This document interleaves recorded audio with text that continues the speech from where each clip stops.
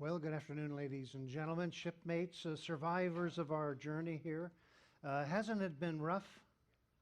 Well, not quite enough, but it's been a kind of a very, it's a delicious cruise because we had 2 sea days coming up and now we have 2 sea days back, so we could get used to this. We don't really need to go anywhere else, but there's a lot more of Alaska to know or to visit. And Robert was just saying he was working on the North Slope, and where it got so cold that all the equipment would freeze and the tractors would drop down through the tundra. Well, you have to sign up for a special trip to do all of that again, right? But today, after we've been through the fjord land of the southeast Alaska, I'm just going to show you a brief look at all these other places, because Alaska above all is big, and it is let's say, many worlds unto itself. And John Muir once said that Alaska, by kindly frost, is safeguarded, meaning it was so cold and so difficult that, unlike almost anywhere on Earth other than the far north and some other Arctic places, it has not been overpopulated, overrun, overpaved like some of our neighborhoods.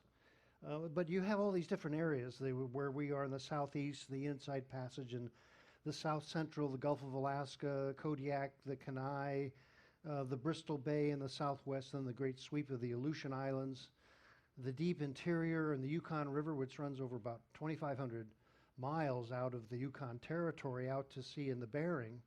Then all the different communities up along the far north.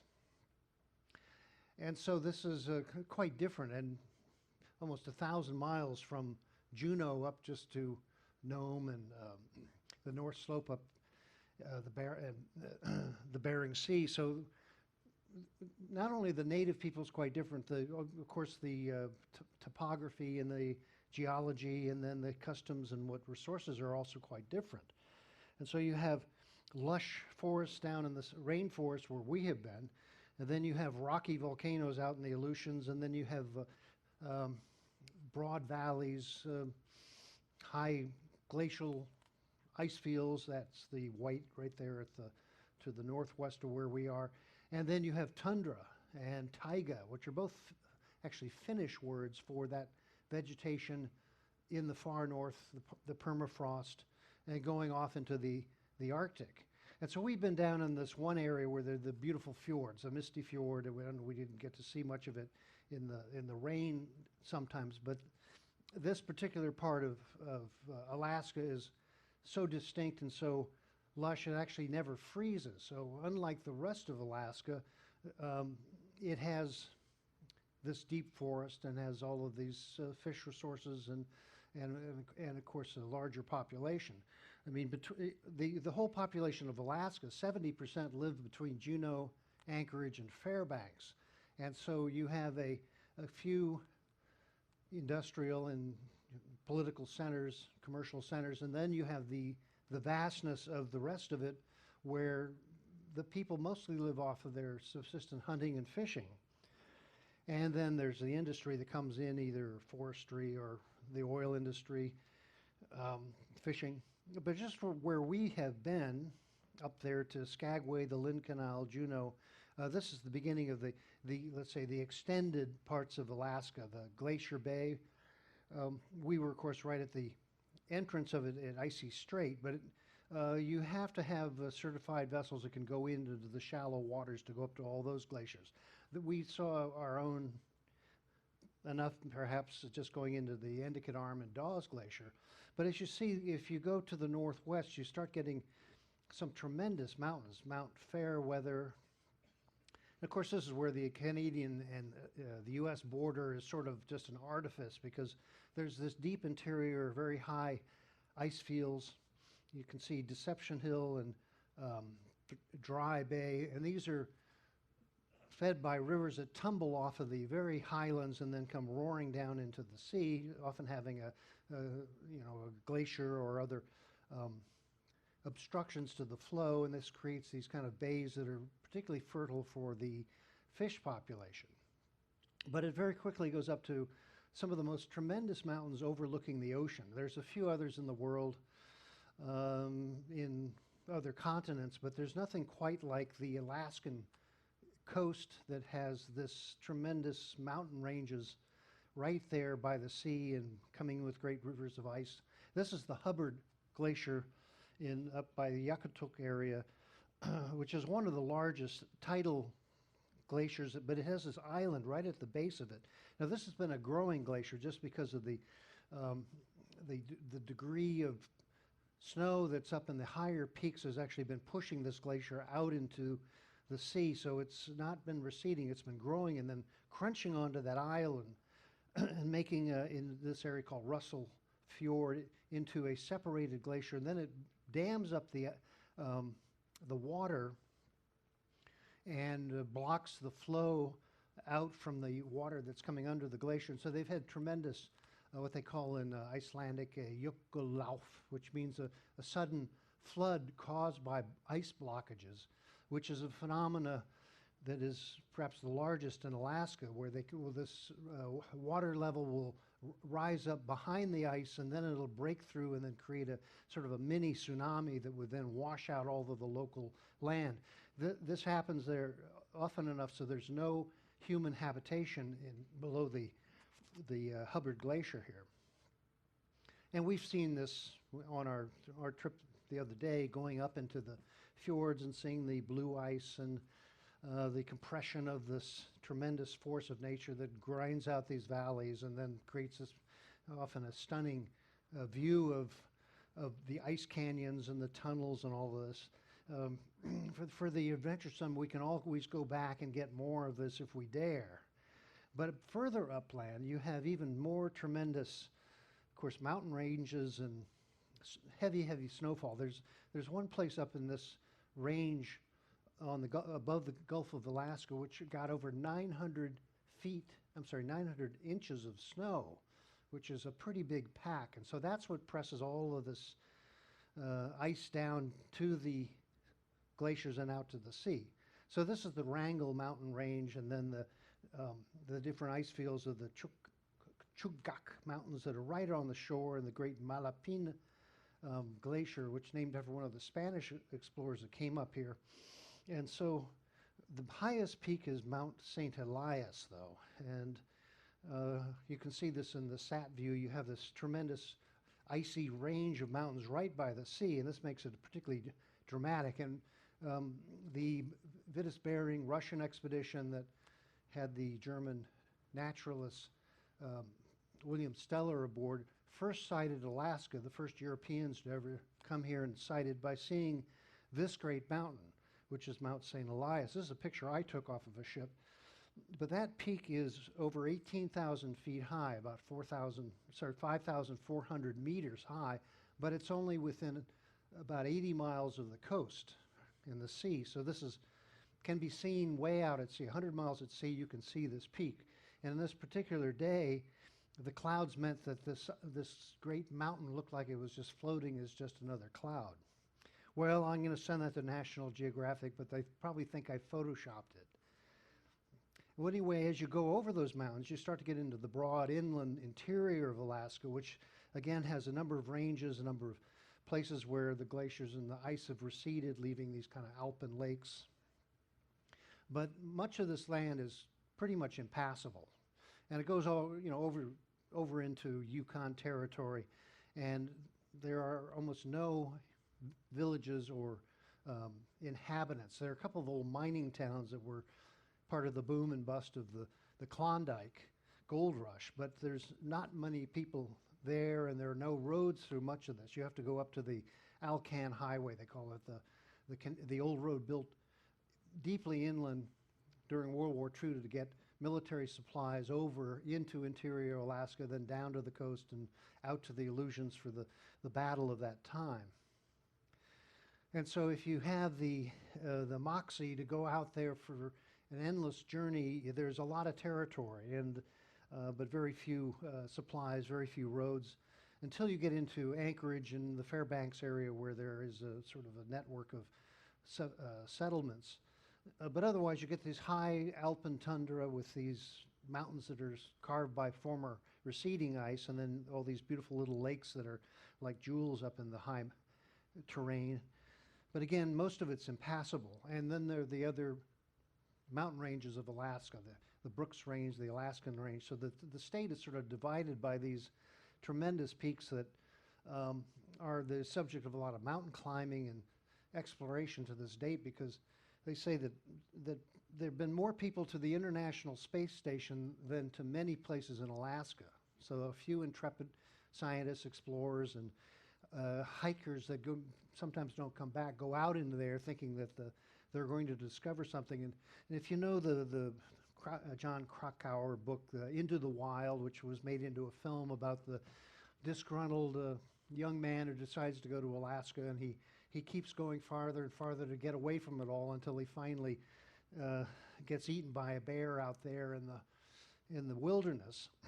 And that still happens. I've met, let's say, intrepid fools who want to go out there and have that kind of an adventure. And I once met a guy who was coming up as part of his manhood ritual to kill a bear. I said, "Why would you want to kill a bear?" And he said, "Well, because he may get me first." So this is sort of a human mindset to kind of assault the natural world for their own pride. And of course, nowadays, if you're eaten by a bear in Alaska, it's probably because you had too many gummy bears. I'm sorry, that's a local joke. And so then you have all this great interior, and these are just many a view of it until you go up to the greatest peak of all, which is accessible by road from Anchorage. Many of you have been there. You can take the trek out to the center in the range of Denali, the great high one, it's called in the local native Alaskan. It used to be called Mount McKinley, but it was changed in deference to the native cultures here. And this is actually not such a singular peak. It's so many peaks, tops off at about 21,000 feet. And in the summer you can climb it, but you may, again, it's so vast you may get lost.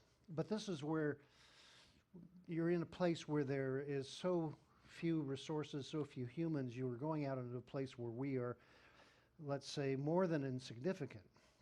And then there's the wildlife. We had our taste of some of the bears in the viewings right in where we have been. But when you go up into the interior Alaska, the animals are, let's say, far and few between. But that's their realm. And so you have the iconic brown bear that used to be called grizzly, but the bear lobby decided that they shouldn't be called something so judgmental.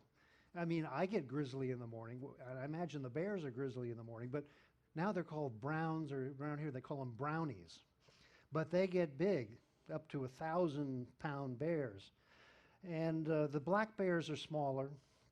I won't go too much into it, except that they have an annual lifestyle of foraging for different berries, and then come down for fish, and they are the great omnivore. And one of the scientists call them the Clumsy Giant Dog, because they're actually most related to other canines, and then they grew over evolution to be this big thing, particularly up in Alaska, where when they have abundant food, they just keep growing, particularly the ones on the coast. The most, the largest of them are on Kodiak Island, where they had been separated from the mainland, but then they had so much fish that they grew up to be kind of a brown bear on steroids, and that's a famous place for hunters to go and have their trophy.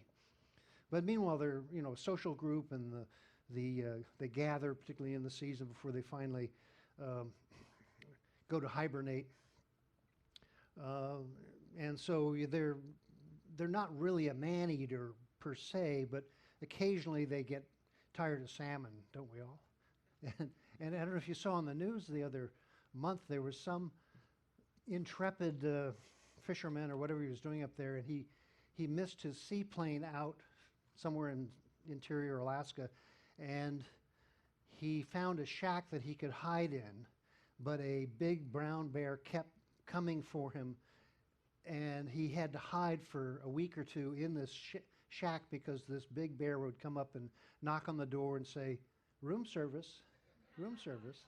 Well, just by accident, another airplane came by, and he was down there waving, saying, well, I don't want to be lunch today. And so they saved the fellow to tell his tale. It may be a new TV series by the end of it, but it had a happy ending, but not for the bear, went hungry. And then there are all the others, wolves.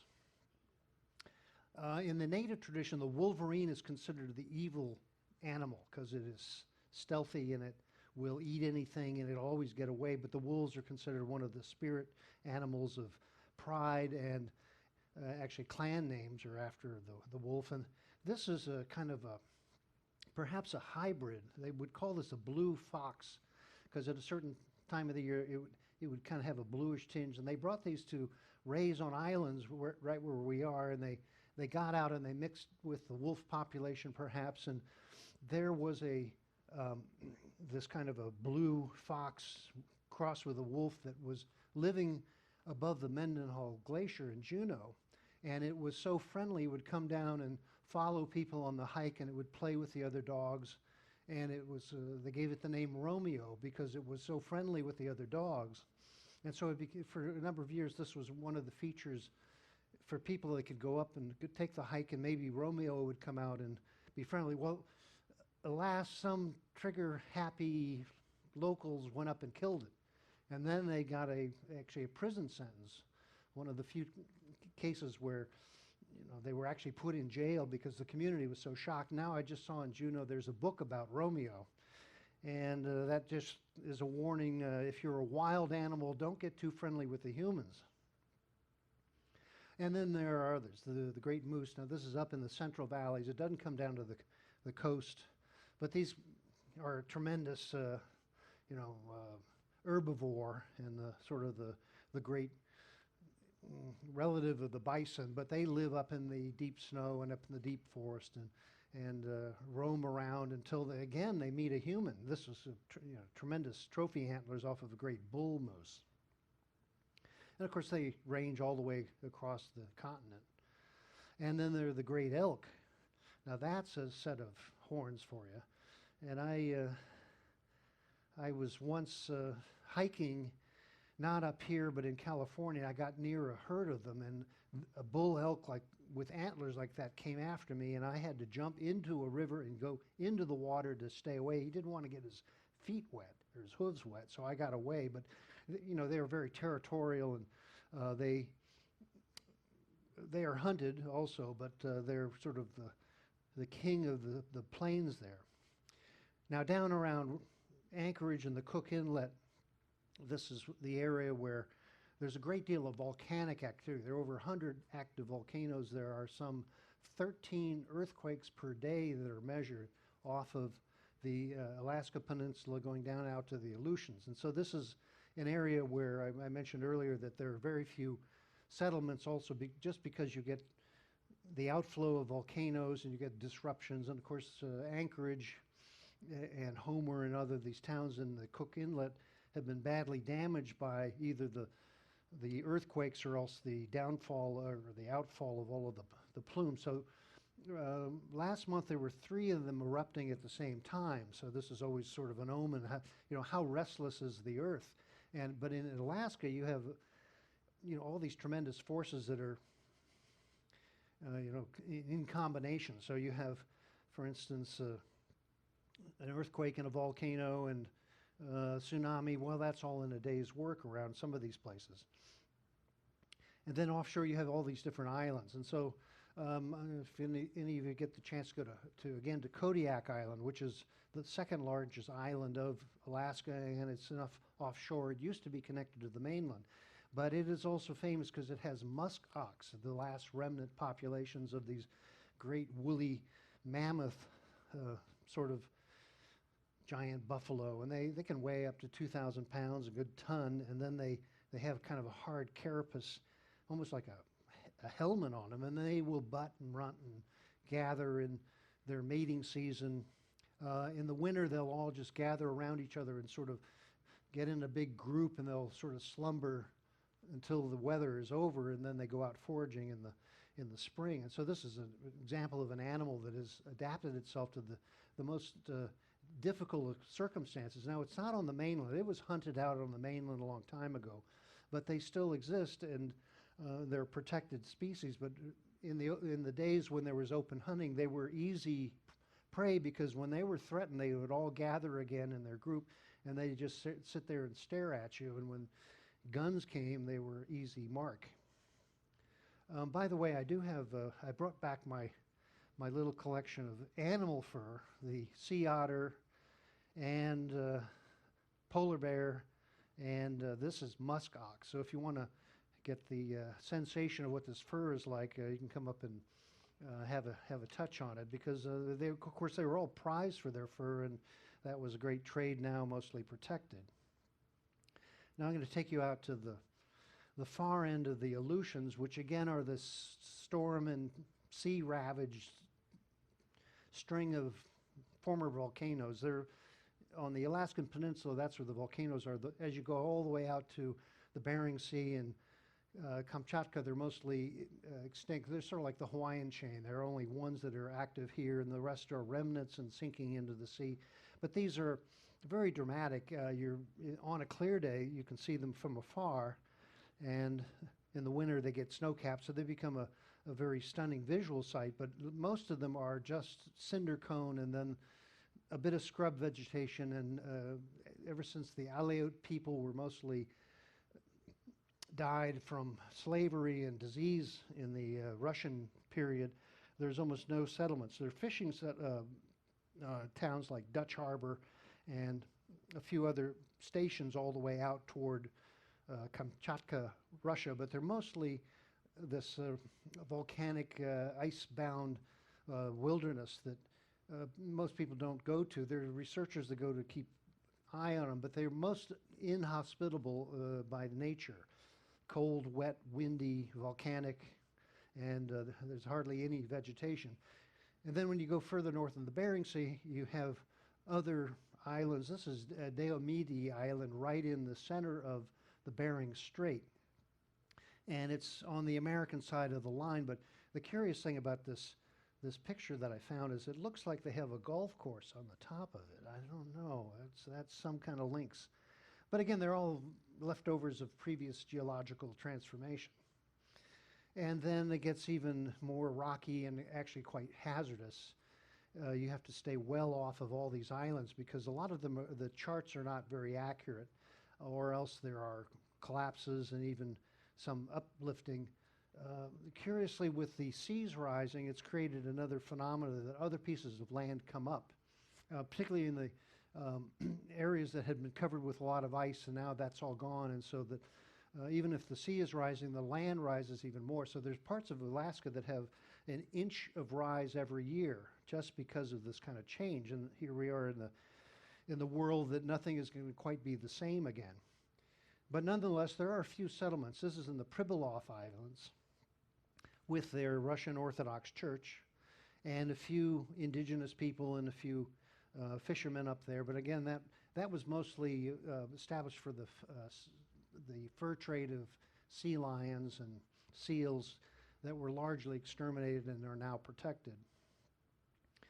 And then if you go further from the interior, you go up over the Alaskan Range and then the Brooks Range, and then you get to the Great North Slope. And again, our friend aboard had worked up there, and he said they'd go up there and go for, it's, this is such a vast place. A lot of it is made into a wildlife refuge, but the real problem is that, of course, they found oil up there. And this has led to a decades-long debate about what to do about this area, because there's tremendous amount of wildlife up there.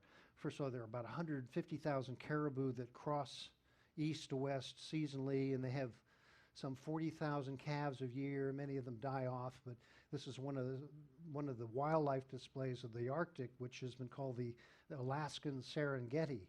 And so to have the oil industry and then the pipeline that was built and such up there is, an example of humanity intruding upon nature in perhaps irremediable damage to it.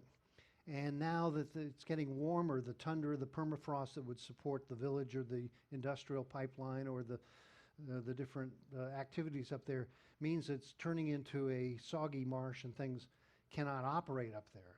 So it's between the cold and the melting, it's a very inhospitable place. But it is, those who have been, I have only been by sea up there. I haven't actually been inland, but they say it's the light and the expanse of it is quite fantastic.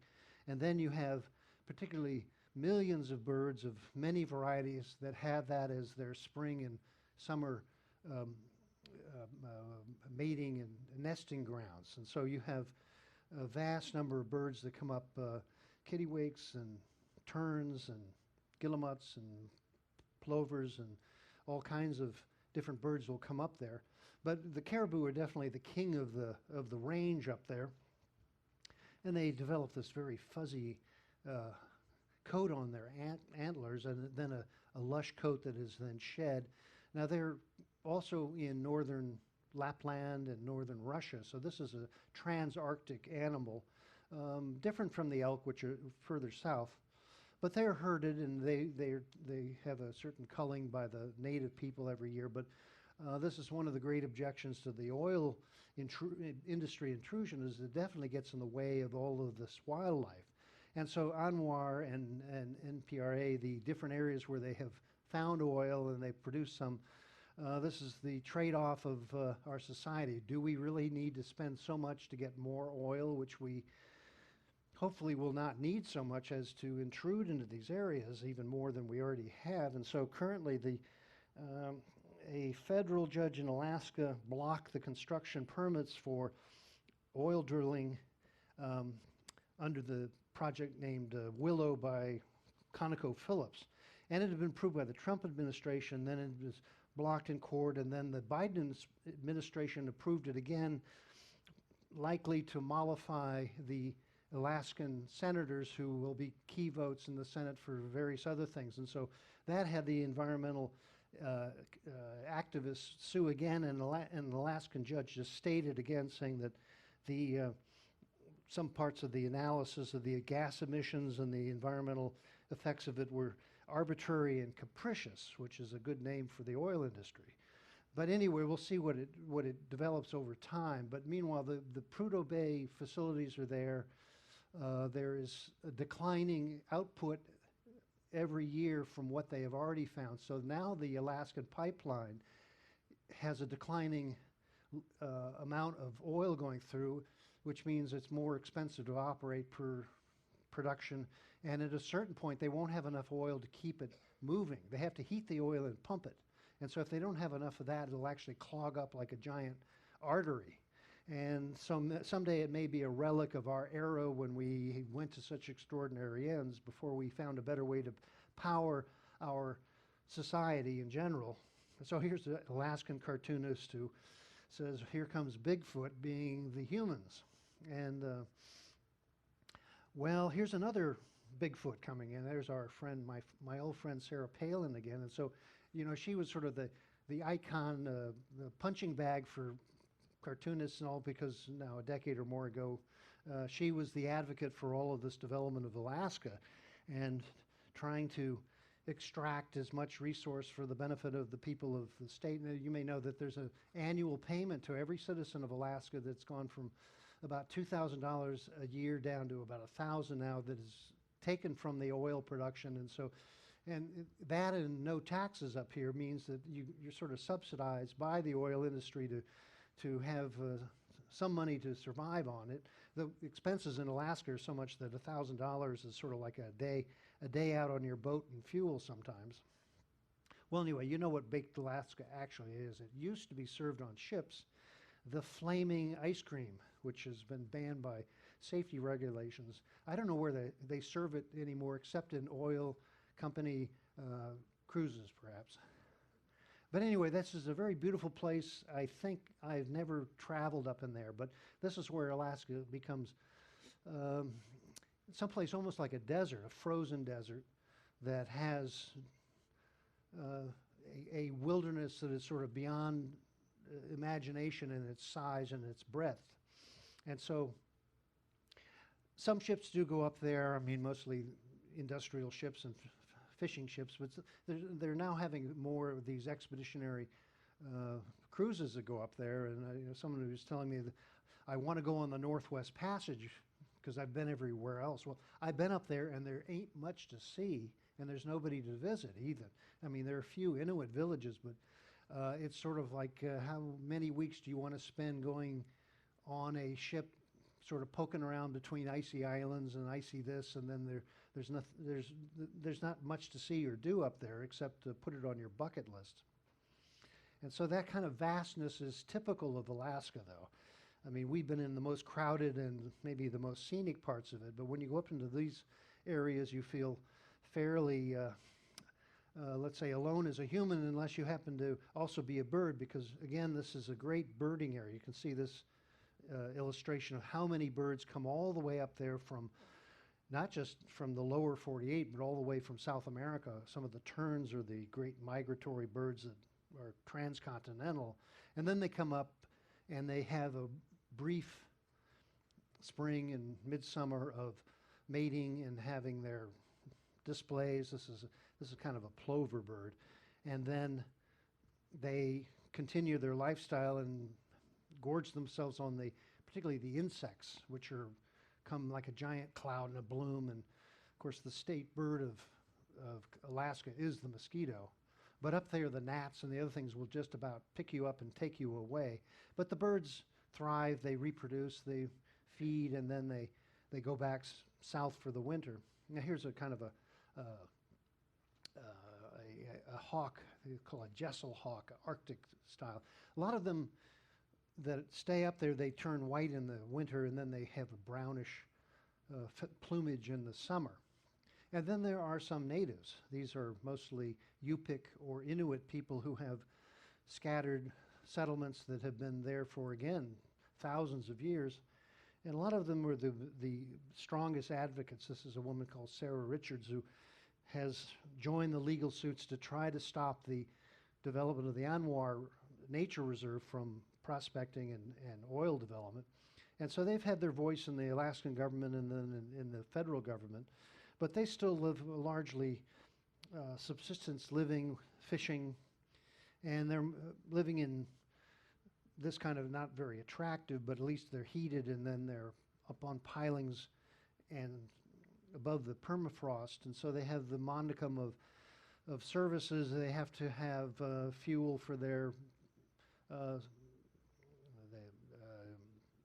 skidoo snowmobiles, and a lot of supplies come in, and so they do trade a lot of artwork and then some fish resources, but they're largely subsidized these days, but they still practice whaling, and they are part of the exemption for indigenous people to practice an annual take of a few, not many, and they do it by small craft just offshore at the right time, and they'll pull them in, and then they will slice them and then share them with the rest of the community.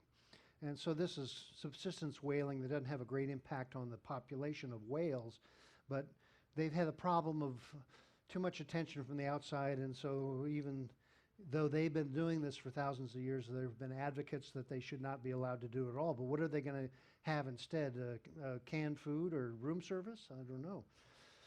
But they will go out and they practice their traditional hunting with dogs and also snowmobiles and modern weapons. But they are going for not just the whales, walrus, and they will still hunt some bear. Well, this is an Arctic fox, so they don't hunt that, but that's one of the trickier desertons of this Arctic wilderness up there. But then they'll also follow the bear tracks and find the great polar bear. Now, this is iconic of the North and subject of a lot of interest because their population has been not just declining because of the lack of the ice cover and the distance it takes to go find seals and things, but they've also been moving down into the inland and starting to forage like their cousins, the brown bears. And so there's been some DNA evidence to show they're actually similar. They just happen to have adapted to the light and the conditions on the ice to lose the pigmentation of their fur. So as an example, the white fur, though, of the polar bear has been shown to actually be like a fiber optic. So it will take in what sunlight is there, and it will channel it right to the skin and heat up the skin. Meanwhile, the actual skin is black. And they think that as the polar bears have less ice and less food up there, they're going to move inland, and then they will probably get browner as their evolution continues. But it's happening so quickly, we don't know if they'll survive. They just may want to get a ride into town and have a nice warm meal. And in this case, the bears say, hey, I'll drive. I learned how to do it on YouTube. But anyway, the ice up there is a phenomena, and if you've ever taken any ship to the Arctic or Antarctic, there's sort of this otherworldly light up there, and hazards. I mean, once you're out on that kind of ice, if you're not equipped, then you know what are you doing up there? And I always remember I used to work for Lindblad, and we would go up looking for wildlife up on the Arctic, and at one point we found a bear sleeping on a ridge of ice, and we sort of came up in our Zodiac boats close, and then the bear woke up because it heard the sound of people murmuring and cameras clicking, and he got up and he roared at us, and then a duck came flying by just at that time, and the bear grabbed the duck out of the air. It slung it this way and that way so that it tore its skin off, and then he ate the whole duck like a snack. And then he roared at us again, and we decided, well, we're not hungry. I think we'll go. Anyway, once upon a time. But it's still such an experience. And some people have been to Antarctica, which again is like that. It's like going to a different planet. And of course, you don't have bears in Antarctica, but you don't have penguins in the Arctic. But it's still a stunning visual sight. And with many different kinds of ice, the bergy ridges and the crystalline popcorn ice, they call it. The old cliche is that the Inuit Eskimo people have 50 names for ice and snow. And it's true. There are all these different kinds of accumulations and or crystallizations of the freezing ice. Some of it is ancient, like the glaciers, but others is just a phenomena so that by midday all of this crystalline ice will just go away, melt away, and then be reborn the next day. But Alaska, of course, is the most northern of the United States, so it's involved again with the controversies about the Arctic Ocean and the militarization of the sea up there. And so here's a U.S. submarine that popped up at the North Pole and flew an Alaskan flag. The Russian Federation has actually claimed the North Pole as Russian territory, and they took a submarine and they put a Russian flag on the bottom of the ocean at the geographic North Pole, because they say it's part of a subsea ridge that connects to the Lomonosov Peninsula in Russia. And you know, how much ice can you fight over, except that it's a strategic controversy, and nobody else recognized that claim, and there's now a Arctic Commission that includes Denmark, Canada, Russia, Norway, to try to settle any disputes peacefully. But when you go up there, you can imagine how it is in the rest of the year when it gets dark. And so you have the midnight sun through the summer, and then it slowly dips down until it disappears all winter. And then you have the great Aurora Borealis. And if you've never seen this, this is one of the great natural wonders of the world, not just in Alaska. But it is a phenomena, of course, created by the magnetic radiation of the Earth's magnetosphere, charged with solar wind or particles that come in and then excite at a certain electron level in the upper atmosphere, and then it becomes this tremendous light show. And so people go all the way up there just to wait for this and see it. It's something that fills your vision almost as much as all the other vastness of Alaska. And in the Inuit tradition, it is said if you know how to whistle, you can change the Aurora Borealis so that you can sort of play the sky, as they call it. So if you want to whistle along, I'll lead you.